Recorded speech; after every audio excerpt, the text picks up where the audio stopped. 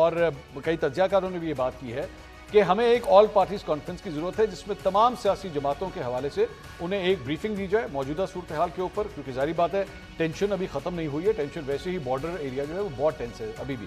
تو کیا اس all parties conference کو بلانے سے جو ایک یکجہتی کا سگنل ہے وہ جائے گا؟ Would it be better for the country or not? Muneeb sahab, your comments. دیکھیے یہ کہنا تو بڑا آسان ہے کہ یکجہتی ہونی چاہیے، لیکن مجھے جو چیز جس نے ڈسٹرب کیا ہے وہ آپ کچھ دیر پہلے جب میں آپ سے پروگرام میں تھے، میرے جو بات آپ نے بھی پوائنٹ آؤٹ کی، you were quite harsh but rightly so. I think وہ بندہ ہو بھی جاتا ہے کہ یار کوئی تو ایک موقع آتا ہے نا جس پر آپ کہتے ہیں یار فورگیٹ اباؤٹ ایوری تھنگ. اس وقت پاکستان ورسز انڈیا ہے. اٹس ناٹ عمران خان اور پی ایم ایل این اور P T I, it is about Pakistan versus India.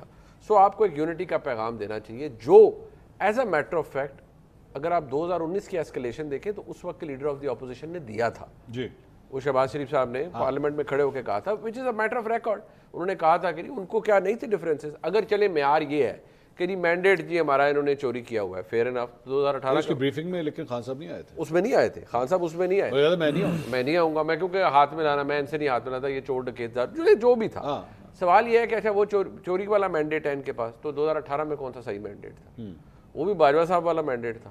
اب اگر مینڈیٹ ہے تو یہ اگر آج کے اسٹیبلشمنٹ کے کھاتے میں مسئلہ یہ ہے. صرف ایک بات میں اس وقت نا نریندر مودی کو یا پھر پیغام دے پائے، ایک منٹ ٹھہر جاؤ، اپنے توپا دا رکھنا ادھر کر لو، ہم ذرا نئے الیکشن کروا لیں، ہاں پھر اسی بات لڑ لیتے پھر اسی گال کریں. لیکن مسئلہ یہ ہے کہ یار آپ کو اگر اپنے کوئی جو بھی نفرت ہے اس کو just put it on the side نا فار اے وائل.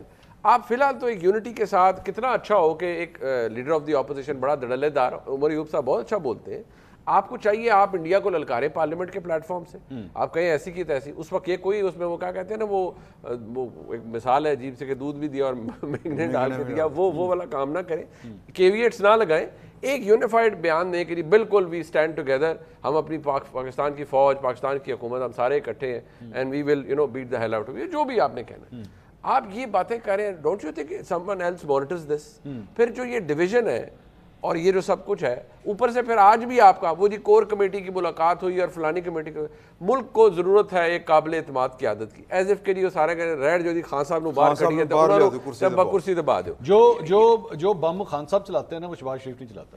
ہاں اصل بات یہ ہے کہ جس طریقے سے وہ بٹن، اچھا انہوں نے کہا کیوں نیوکلیئر اسٹرائک، میں نے کہا عمران خان صاحب کی مجھے کوئی تقریر بتا دیں 2019 کی جس میں انہوں نے کہا ہو کہ میں نیوکلیئر اسٹرائک کرنے لگا. نہیں آپ کو شاید یاد نہیں ہے کہ قومی اسمبلی کے اندر کھڑے ہوئے تھے، وہاں پہ شہباز شریف صاحب نے نا ایک تقریر کی تھی کہ آپ ذرا ڈٹ کے کھڑے ہوں، کوئی ایسی بات اور کیا کروں. خان صاحب تب کہتے کیا کروں، میں لڑنا شروع کر دوں، جنگ کر دوں انڈیا کے اوپر. بلکہ وہ جو بات تب کی تھی میرا خیال ہے اپنے سردار کیا ایاز صادق صاحب نے کہ وہ ٹانگیں کانپ رہی تھی، وہ باجوہ صاحب اپنی طرف لے گئے تھے، تب وہ ذکر وزیر اعظم کا کر رہے تھے اس وقت. تو اب دیکھیں کہ جو پاکستان تحریک انصاف ہے اس کی ٹوٹل جو اس سارے موقع کے اوپر جس طرح کی سٹیٹمنٹس آ رہی ہیں، یعنی کہ وہ مشروط ہیں کہ ہاں جی وہ یہ ہے تو لیکن یہ اگر ہو جائے تو پھر زیادہ بہتر ہو جائے گا، یعنی وہی کہ خان صاحب اگر باہر آ جائیں تو یہ جو اب بھی مطالبہ کیا جا رہا ہے اس کے پیچھے جو ہے وہ بات وہی ہے کہ ایک موقع ملے، ہم کہیں کہ جی خان صاحب کو ذرا باہر لے کے آئیں، کم از کم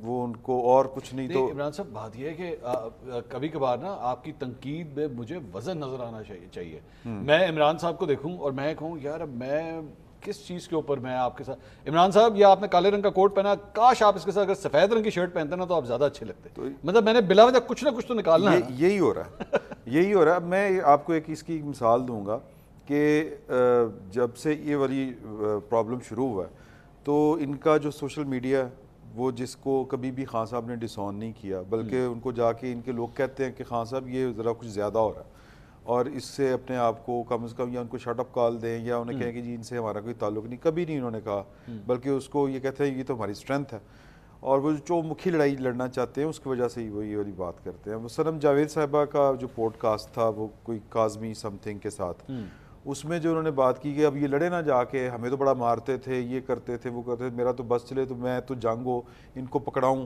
کہ یہ ادھر چھپے ہوئے ہیں. اس طرح کی جب آپ گفتگو کریں گے اور پھر وہ ایک ان کا ایک پیج ہے. ایک چیز اگر آپ کے ساتھ شیئر کر دوں، یہ ارنب وہ کلپ ابھی میں چلانا نہیں چاہوں گا.